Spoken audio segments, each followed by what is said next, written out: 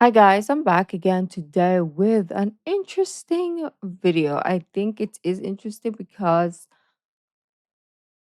I don't know why the fudge we're reacting to trucks. And this one in specific is how American trucks became inferior to Europe's. So before we do start, don't forget to subscribe, click the bell button, and let's go straight into this. American trucks are the biggest, most badass, heavy Oh, metal damn, these are trucks not on the trucks. planet. Look at this.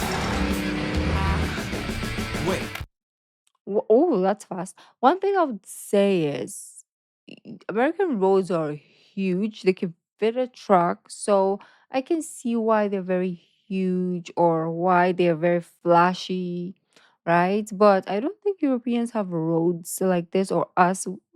We have, I don't think as big as this though. pause. This truck isn't American. Oh, Actually, okay. they're from Finland, y'all. For the past century, nearly every form of freight transportation has gotten bigger. Longer trains, bigger ships, but trucks, well, trucks pretty much stopped growing since before I was born. American cabs have gotten huge. And here we are, look at that. But the actual freight portion is stuck in the last century. Now, I'm an economist. I'm not satisfied with a quick little explanation. I need to know why everything else is getting bigger, but not trucks in America. I propose that maybe we should be making big, badass American trucks even bigger. I'm on the No. trail of convoy of runaway truckers. It's got a touch screen. It blows my Um, mind. I think it'll blow yours. This is the only Wow. one of its kind here in the USA right now. they're huge. Most people can't drive stick now. I can't.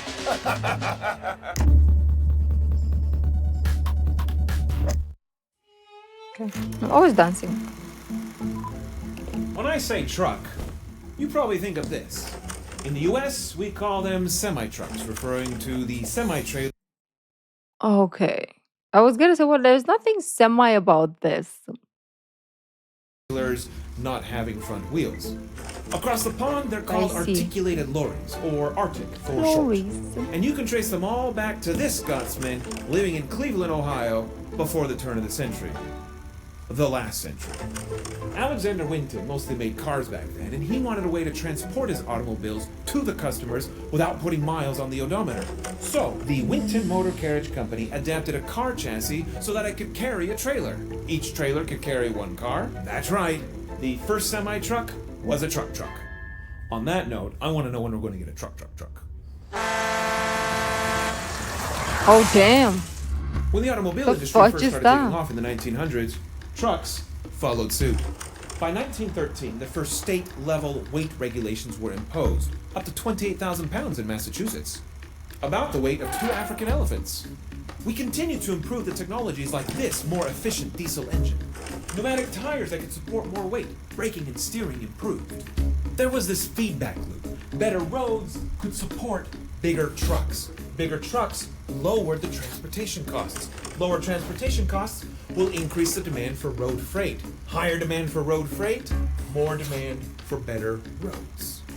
But then, something big happened in the United States that led our trucks to get even bigger before they stopped growing altogether. In this century, America has become a nation on wheels. In 1956, Congress created the Interstate Highway System. For the first time, we built a big, long, wide highway network spanning a whole continent. This also brought the first federal weight limit to 73,000 pounds. Now we're up to 5.5 elephants. Damn. These open highways led to bigger trucks, which made trucking a more flexible competitor to rail freight. At the same time, a lot of World War II veterans became truckers. And so, by the 60s and 70s, we started to get trucker culture. Movies, music. By the way, notice anything about some of those trucks? Hold on to that observation. We'll get back to it. Things are about to don't change know. for American trucking regulation, and it's a big reason why parts of Europe and Australia are eating our lunch. It was announced today that gasless Sundays will go into effect as of next month. In 1973, we saw our first big oil shock. Gas prices soared, fuel was rationed. President Nixon imposed a nationwide speed reduction to 55 miles per hour. By December, many truckers had had enough. This is J.W. Edwards, known on the CB radio as River Rat. And he's angry. We're out of job, and these wheels are not rolling on these trucks. The fuel rationing meant he had to stop over and over again at every single diesel station along the I-80. He was so angry that he got on his CB radio and announced he was blocking the highway. Word spread, and others joined in blocking the road. Among other demands, these protesters wanted to haul more stuff. It turns out it's more efficient to have one driver with one tractor pulling a larger load than splitting that weight between two separate trucks. So truckers wanted heavier trucks, and they were tired of a patchwork of different rules in different states. Finally, in 1982, federal regulations added 5 feet to the trailer limit and increased the standard weight limit to 80,000 pounds. But no bigger. The concern was that the trucks over 80,000 pounds would test the structural integrity of the nation's bridges. This added another half elephant. And for the past 40 years, trucks in the US have pretty much stayed all the same size. But there's another quirk from these new rules that's affected how trucks look today. Remember that clip from Convoy? Mm-hmm. The flat-faced cab-over style disappeared. After the law changed, the cab no longer counted in the length rules. So drivers could stretch Oh. out. Let me show you something. I see. Come with me to Florida. Time to go to Florida. You sweeter.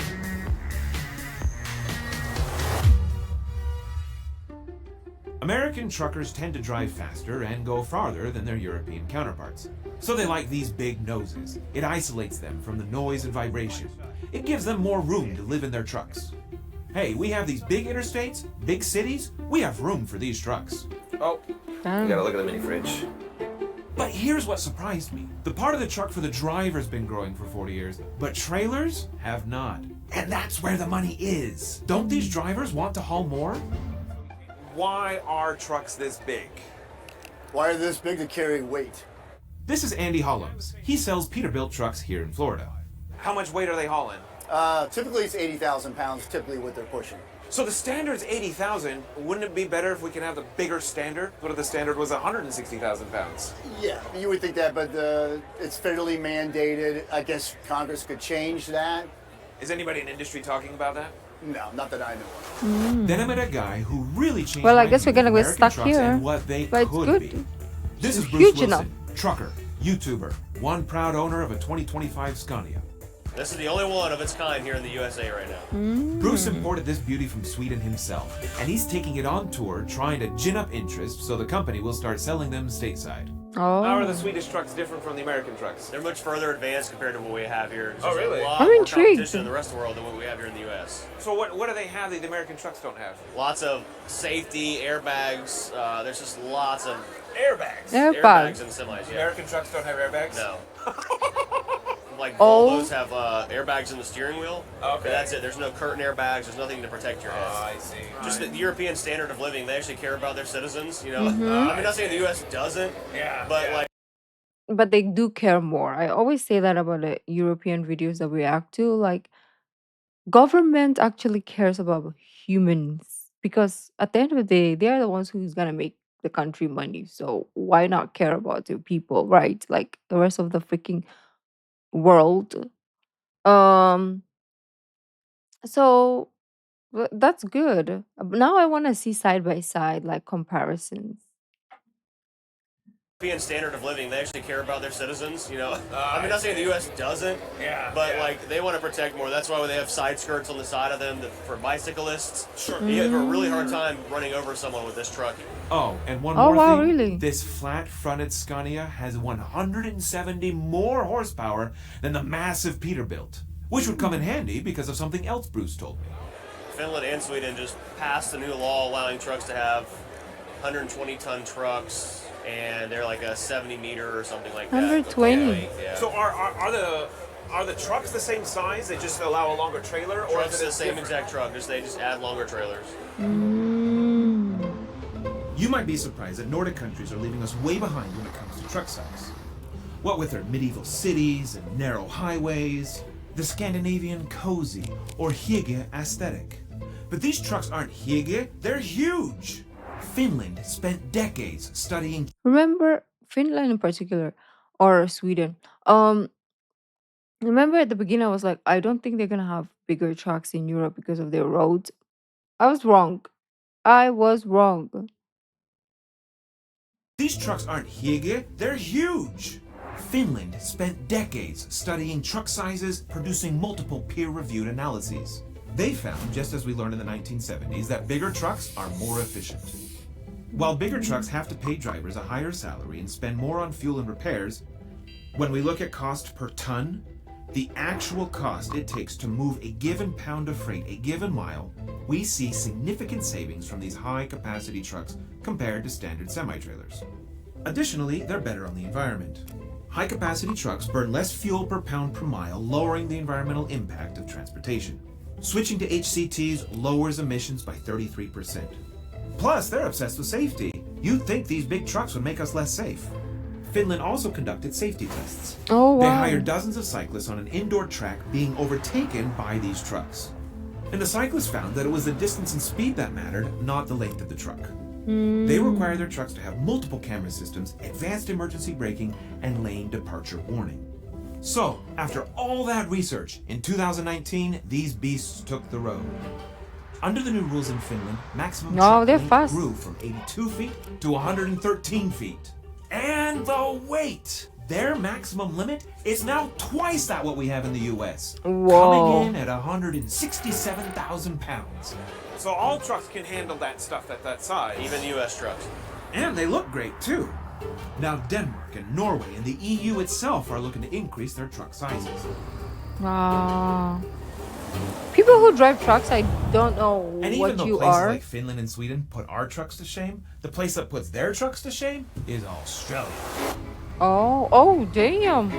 Look at this thing! An Australian truck can be as long as 175 feet and weigh as much as 300,000 pounds. How can you even turn? For those keeping count, we're now at 23 elephants. They're so long, they call them road trains. Road trains. The Australians even Come hold on. multiple Guinness records. One tractor pulled 120 trailers. Pulling 1,474 metres of road train, the record was broken. These road trains came about because Australia doesn't have as many train rail lines. They have one of the lowest population densities on the planet, and they need a way to move things like iron ore, fuel, and livestock over these vast distances. But we have a big country.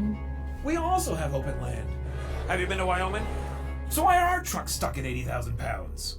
Is there a lobbying effort? Are there people who want to talk about having bigger trucks? I mean, not that I'm aware of. The engine of economic prosperity is built upon increasing our labor productivity, meaning a single truck driver can haul more value than they used to. This grows the economy and we earn higher incomes. Remember how trains were getting longer? Since 1990, productivity has increased for trains 5 times more than trucks. And with trucks transporting 65% of our goods, this matters. There's a greater stagnation in the trucking industry, and this not only hits our economy, but also the environment. We have already lowered our highway vehicle pollution dramatically over the past 2 decades. There's more work to do. We can follow Finland. Our smart people could study how to increase truck sizes the right way, to not have our bridges fall down. It's solvable if we have the will. Over 2 centuries ago, the economist Adam Smith theorized that one of the keys to modern economic prosperity is to expand the size of the market. When the market expands, one store is able to sell to more and more customers. This increases competition, which lowers costs and benefits consumers. For example, take a small town general store. It's the only store in town, there's no competition, they can sell the monopoly price. But as rail expanded across the American continent, the first Sears catalog in 1888 created more national competition. Americans not only saw better prices, but had access to a wider variety of stuff. So too, over the past century, increasing truck capacity has expanded the markets, lowering emissions, and thus improving our lives. This is the secret sauce to our modern prosperity. Bigger trucks are key. So what's fancy about a 2025 model? What do you mean what's fancy about it? Well, I don't know. What's new? Breaker, you know? What's up? How we looking? Now what I'm missing is a tour of the inside, just to show us, everything, because I'm curious. And also a comparison of American trucks and the European trucks, like physical, all statistics, everything will be nice. Let me know what your thoughts are. And do you think you'll be a good truck driver? Because I don't think I would. Like the back end, especially those train trucks or even the European ones, those are going to be hitting everything because I don't even know how people do it. And if you've tried driving a truck, let me know. Well, think not like a pickup truck or a ute. Australians will call it pickup, ute. What else do we call that? A truck. But anyways, beautiful peeps, thank you, and I will see you in the next video. Bye.